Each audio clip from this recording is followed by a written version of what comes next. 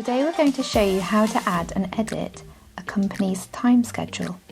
This is the opening and closing hours throughout the week for the company. First of all, enter the time schedule part of the company tab.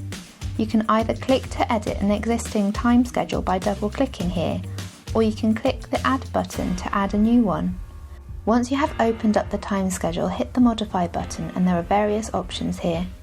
For example, is this the default time schedule that the company is going to use?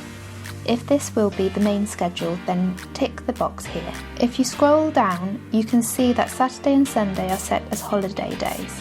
If that were to change, you could simply make this a weekday or enter your opening hours below.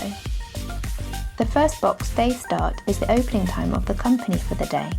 So 9 o'clock and night start is the time the company closes. You will notice there is a time start and time end. This, for example, is if the company were to shut for lunch. So between 1 and 2 p.m. on Monday, you can see that this particular business closes for lunch. Once you have finished, simply hit the save button here to save the time schedule. You will also notice there is a section called holiday option. This allows you to add various public holidays throughout the year, so the system knows you will be closed on those days.